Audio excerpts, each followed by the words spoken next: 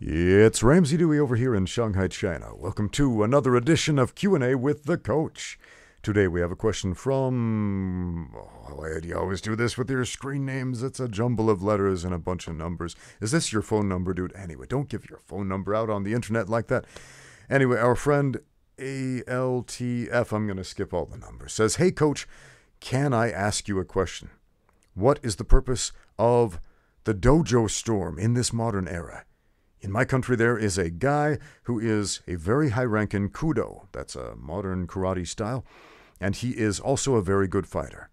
One day he posted on Facebook, he said he will go to every karate dojo to fight the instructors, the heads of these dojos, because these karateka are weak, and they are only good at talking empty philosophy. Therefore, their students are also weak and can't fight. He also stated that those karateka are not real karate. Would you tell me your opinion about this? Sorry if my long comment annoys you." Okay, no, your comment does not annoy me. It's not even that long. It's a paragraph. Look, it's that long, right? It's not giant. Calm down. It's okay. We're good. We're good. So what's the purpose of the modern dojo storm? Is what this guy is doing right? So we have a Kudo fighter. Kudo is it's a combative karate modern form. They wear big old headgear and some gloves, and they have a competition format that has some similar rules to MMA. They can stand up fight, they can fight on the ground, they can throw headbutts and elbows and all this other stuff. Okay? And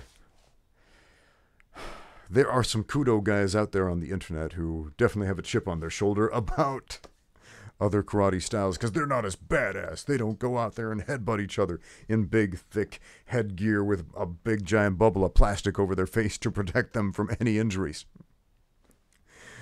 But they're not as badass as that. So we got to go out there and beat them up and let all their students know that, yeah, well, we could reform that question. What's the purpose of the dojo storm in the modern era to what's the purpose of the dojo storm at all? Besides personal gratification. There are stories about old China before the Cultural Revolution, where kung fu masters would challenge each other and beat up the other kung fu master in hopes that all of his students would say, well, this guy's better, let's go train with him instead. I don't know how much that actually happened. Apparently a lot, because the practice was outlawed. So, was it effective at garnering students, though? I don't know if it was. Think about this for a minute. If you have a positive relationship with your martial arts instructor, with your coach, with your sensei, right? And you probably do if you've been going to that school for any meaningful amount of time. How would you feel? You probably feel like this guy's almost like your friend and mentor. How would you feel if some bozo came into that school and beat up your coach in front of you and then said, "Come train with me, kids"? Would you follow that strange man into his van? That's weird, man. That's weird. So, yeah. The idea of the dojo storm, it's a fun idea. It's a fun idea to be the guy proving a point through combat, and I'm going to beat this guy up to prove that my thing works and your thing doesn't, and I'm special and you're not, and it's exhausting to think about after a while. It's a very appealing idea when you're a young man, but it very quickly loses its appeal. It's also interesting the way you worded this, that this Kudo fighter specifically wants to go to these schools where there are weak, wimpy people to beat them up.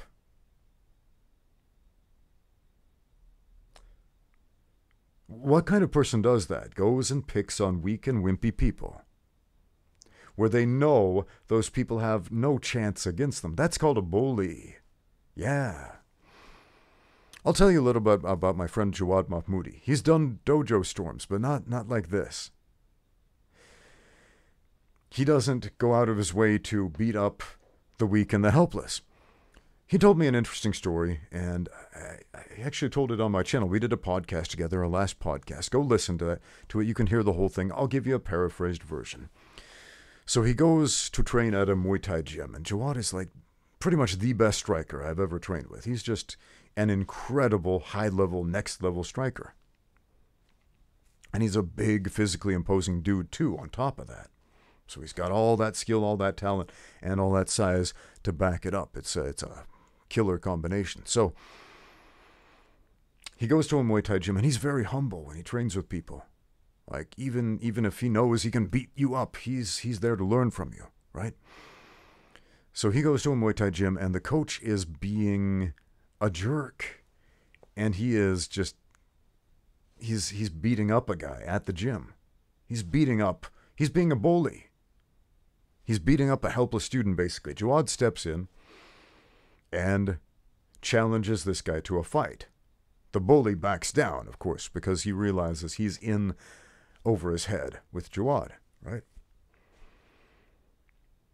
Jawad gave him a reminder, look, if I hear about you doing this again, I will come back. And we will fight. And you will lose. So that nipped the problem but there was a problem. A man steps in, and he solves that problem through the threat of violence. Okay? A man stopped the bully through the threat of violence. I would consider this a win. But the situation you're describing is a man stepping in to be the bully and to pick on the weak. They're weaker than me, therefore I deserve to beat them up. I'm going to go have fun being a bully. That's disgusting to me, to be honest.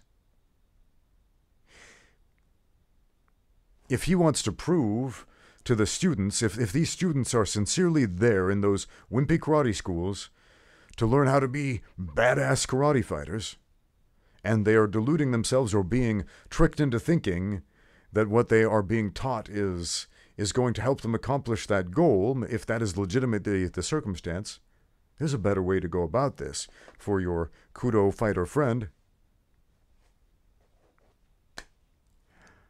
Run a legitimate business. Advertise it. Get the word out. Show what you can do. Start a YouTube channel. Do some legitimate sparring sessions with high-level people, which is something my friend Jawad does. Every time he goes to a new town, he finds the highest level people he can. He spars with them. He doesn't beat the crap out of them, unless, of course, they try to beat the crap out of him.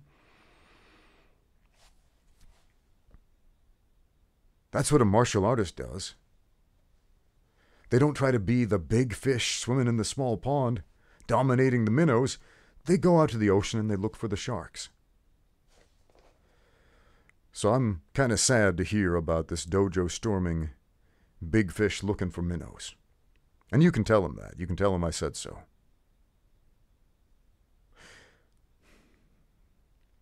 It always makes me laugh when I hear all these different karate stylists bragging about how awesome their karate is, and we're the only true karate. We're the only true karate. It's like a religion, man. It's like, it's so dumb to me, because it's all the same damn thing, man. It's the same thing, the same moves, the same forms. Sure, there are some minor variations. In our karate style, our sleeves are slightly shorter than your sleeves on our uniforms, and therefore we're special. In our style, we have red stripes in our belt, and in your style, you've got yellow stripes. It's the same thing. It's all karate. That label, to me, it means nothing. It means nothing. And this is coming from a guy who spent many, many years practicing karate and holds high-level ranks in multiple styles.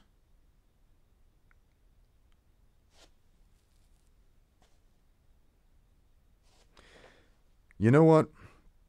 If your Kudo fighter friend is ever in China, send him my way. Send him my way. I would love to spar with him. Thanks for watching. Now get out there and train.